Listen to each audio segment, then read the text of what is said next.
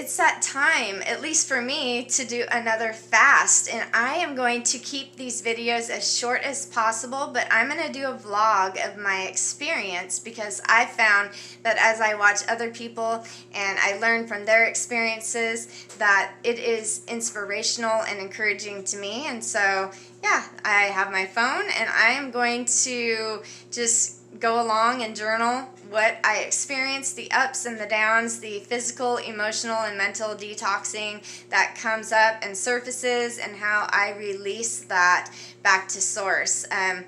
This is all about being patient and compassionate and loving ourselves awake. That's what I found. There's got to be flexibility.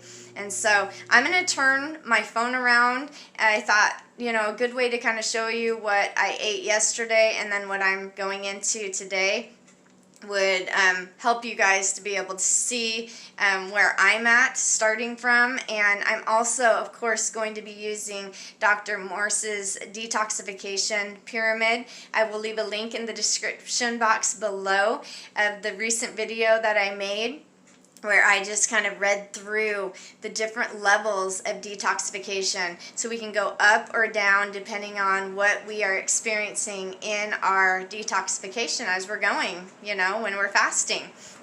So yesterday I had some watermelon.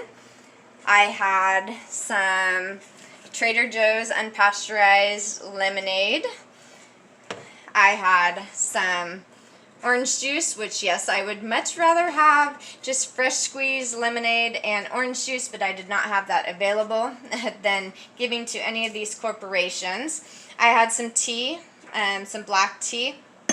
I also had some homemade split pea soup with some carrots, onion, and garlic. And for a snack, I had, besides the watermelon, I had these, which normally I just have fruit for a snack, but I was out and about and I didn't have the watermelon with me at the time, which, yes, all fruit and juices I make sure that I consume away from other types of foods, because it's not a good combination. Dr. Morse goes into that.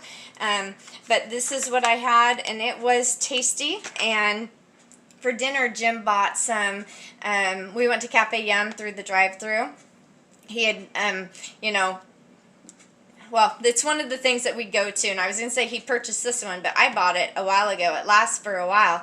But he went, and he ended up just getting one of the closed burritos because he was driving, and I got the open-face wrap, is what we usually get.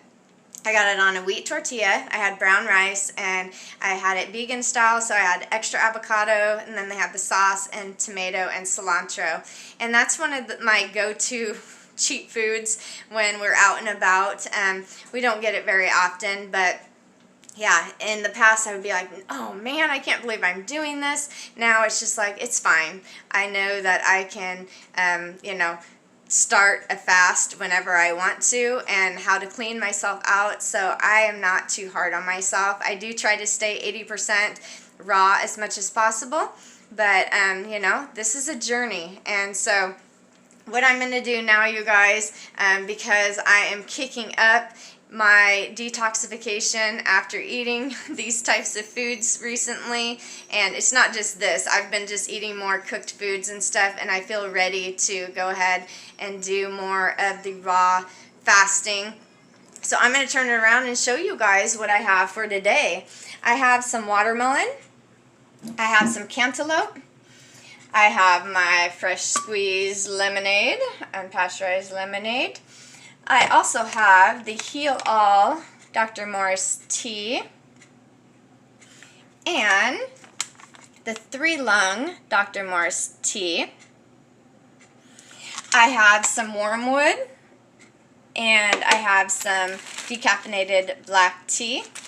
I have some dried lemon verbena from my plant outside.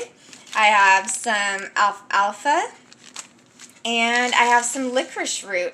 that I will add to my tea as I go, and that is what I am going to be having. Now, I started dry fasting, which means no food and no drinks, no liquid on my body whatsoever, so no washing hands, brushing teeth, showers, or anything after about 8 o'clock last night, and I will break that about 12 today.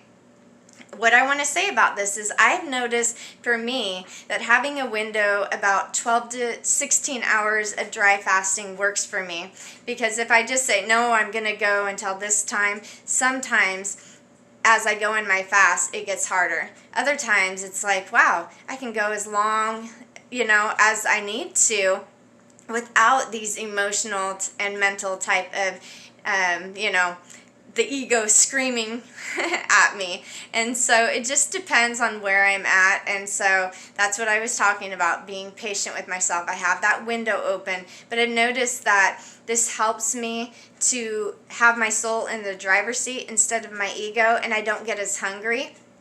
But having that flexibility is very important. So that's what I'm going to do. And when I break my fast, the break fast, right? Break fast. I am going to start with the Heal All tea or the 3-lung tea. Sometimes I mix it together and then some of these other herbs. And after, who knows, maybe an hour or two, I will do some watermelons. So for brunch, lunch, I'm going to have fruit. Melons can be eaten together, and that's good. And then I will go and possibly have an avocado.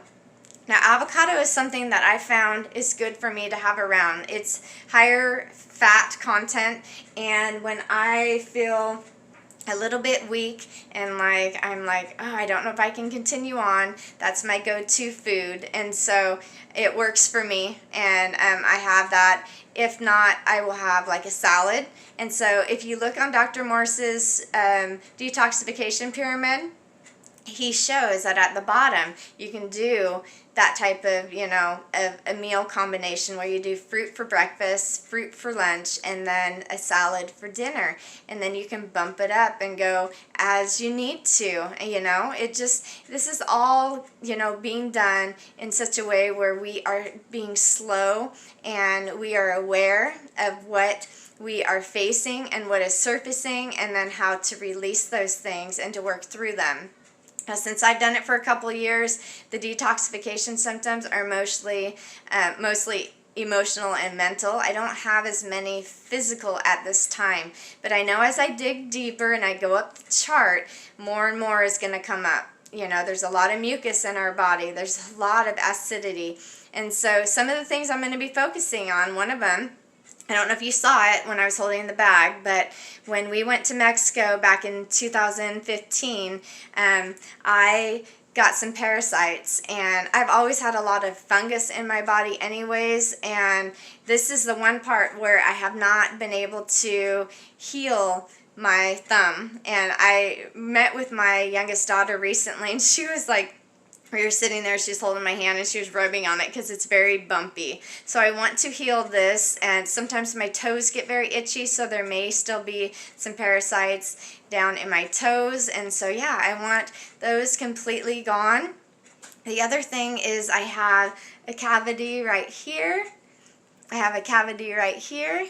And I had a cavity right here. I'm trying to remember. Now, this one over here started, my little boy, one of them, is 6, and yeah, when I was pregnant with him, hold on one second.